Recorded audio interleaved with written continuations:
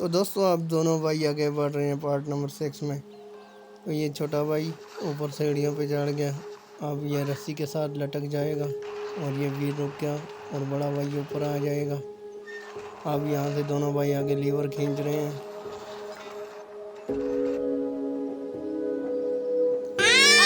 सानू डर लग रहा है, सानू डर लग रहा है, अस्सी तले डिग जाओगे। बचाओ, बचाओ, भाई सानू फड़ लो।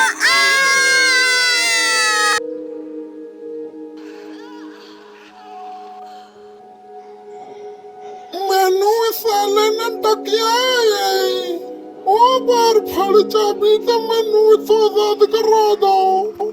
घबराना बुढ़िए, मैं तेनू आजाद करांगा।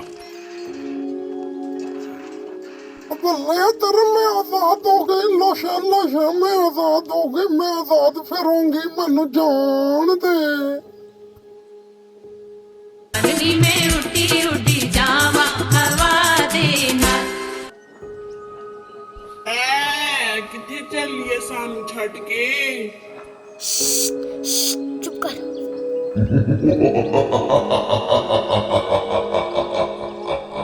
टेंशन ना लो, हाँ सब बड़े जाएंगे, हाँ सब बड़े जाएंगे, सारे बड़े जाएंगे, सब बड़े जाएंगे, सब बड़े जाएंगे। चलो ये बहुत नीले होते आ जाओ, पूरा से सुट देती है।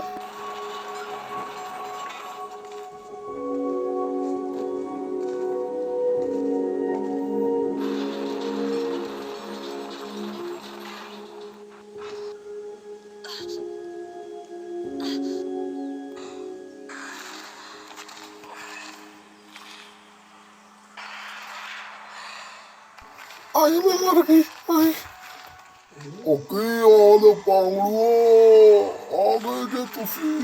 आई मेरी तंग ला दी ने, आई और मैनू ते खिच बोलवा।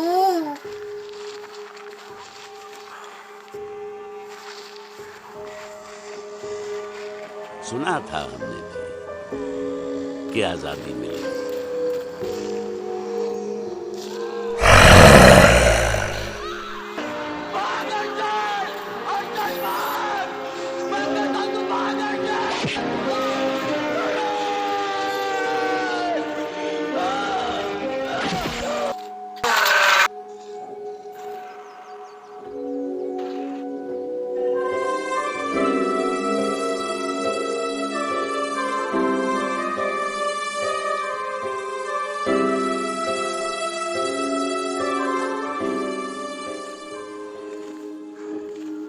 सानू मिलान लई शुक्रिया, तो जा पुत फिर चला जा।